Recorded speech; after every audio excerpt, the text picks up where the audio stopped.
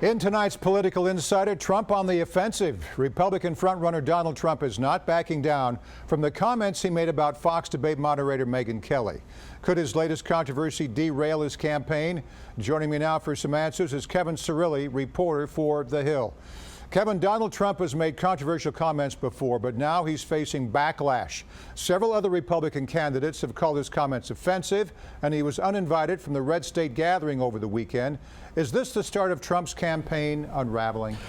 Morris, you know, I think a lot of folks have constantly predicted that it would be the unraveling of Donald Trump's campaign before, and so I'm not going to do it now because there's no question that he has shown an uncanny ability to maintain, quite frankly, just keeping his campaign going forward no matter the rhetoric that he uses. But there is no question as well that this time he's criticizing essentially half of the electorate. It's one thing to go after someone like Senator John McCain. It's an entirely different thing to go after 50% of the electorate.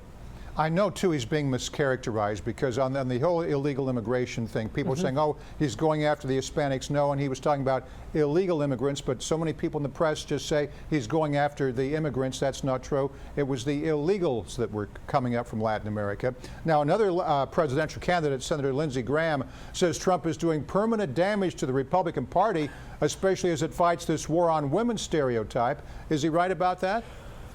You know, Senator Lindsey Graham is registering probably at about 1%. So I think that Senator Graham just needs to get attention in order to climb the polls. But if you look at the polls, speaking of which, Mr. Trump has shown that he's actually increased his lead. The polls, the first ones that have come out since last week's presidential debate, show that he's expanding his lead. The second point that I would make is that I just got off the phone actually with Trump's campaign manager, Corey Lewandowski, and he tells me that Mr. Trump is going to hit the campaign trail hard this week with stops in Michigan, New Hampshire, and Iowa. Clearly, this is a candidate who is enjoying himself. He says that he is going to continue to get out his message. And you got to remember, Morris, this was only the guy's first presidential debate ever. Not even just presidential debate, any debate. So we'll have to see if he continues to tweak his strategy in the coming weeks. Still, Kevin, there are more signs that Trump's campaign could be in trouble. Over the weekend, he announced that his top political advisor, Roger Stone, had been fired, but Stone says he quit.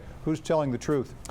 Well, you know, any time that Mr. Trump has faced criticism about those in his camp, if you will, he has said that he's the only person who speaks for himself. And so it's tough to see someone who's outspoken as Mr. Trump kind of taking advice from anyone. But the answer is Stone resigned first, didn't he? Exactly. Yeah. And you know, but, you know, again, I think that with all of this increased political attention on him, he's going to have to face, he's definitely going to be facing more scrutiny that I would expect to continue, especially since he's the front runner. There's no question, Morris, that he right now is the front runner, and people have tried to count him out before, but he continues to have that lead. True, but if you're Roger Stone or anybody else who's trying to manage his campaign, they want the guy to win, and if Trump is going off left and right, you've got to keep the guy on a leash, and obviously Roger Stone was not happy about the most recent comments. Despite the disruptions, though, in the Trump camp, Republican voters are still showing their support. In an NBC poll taken after the debate, Trump was still leading, while other candidates got a boost. Senator Ted Cruz came in second, followed by Ben Carson, Carly Fiorina, and Marco Rubio. Tell me more about Fiorina. That's a great question, and I do think that we are at the beginning, Morris, of a Fiorina surge. She is someone who was not on the main stage at the first presidential debate, but she clearly won the undercard debate. She is the former Hewlett-Packard CEO, and she is the only woman in the crowded Republican field. You've got to remember that she also called Mr. Trump's latest comments, quote-unquote, offensive. And so I think that when you look at momentum and the narrative that we are watching unfold, you could see an underdog performance in which you have a candidate who wasn't on stage at the first debate coming to clash with Mr. Trump at the second debate. Now, someone noticeably absent from the list of top contenders is former Florida Governor Jeb Bush. What happened to him? You know, I think Governor Bush did what he needed to do during the first debate. He did not have a gaffe. He continues to hover at the top of the pack. Bush World is adamant that his brand of compassionate conservatism will help to win over independents and moderates in the election. And also, he is in it for the long haul. There is no denying that there's no denying that Governor Bush has clearly fundraised and raised the most money. So he has launched an apparatus that I expect will help him continue well beyond Super Tuesday. Oh yeah, he's not going to give up. He is in it for the long haul. Let's switch gears to the Democratic side. Frontrunner Hillary Clinton is unveiling her debt-free college tuition plan over the next 2 days. Reports show the plan will cost the government, taxpayers, $350 billion over the next decade, but affordable education has been a huge priority among Democrats. What else can we expect to hear from her proposal?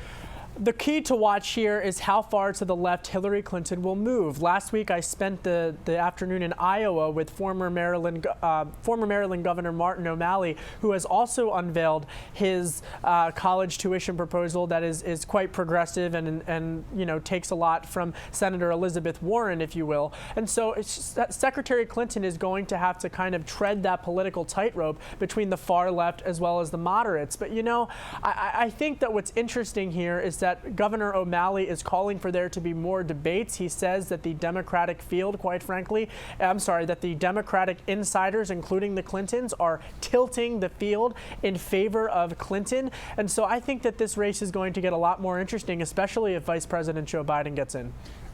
Before we leave, you want to place your bets on Joe Biden? I would never count out Joe Biden, but I am just a reporter. I am not a predictor. He's got to do something soon, though. I mean, he's reaching a point where if he doesn't enter this week or next, it's too late because there's so many caucuses and other things going up where he's got to file for. Morris, the outside group that is supporting Joe Biden, the Draft Biden movement, announced earlier today key hires in states like New Hampshire and Iowa. So a lot of buzz building for him. I don't really think he has anything to lose if he gets in. The worst that happens is he loses and he gets a key speaking spot at the convention. Good point. Kevin Cirilli, reporter for The Hill. We'll see what happens. Thanks, Kevin. Thank you.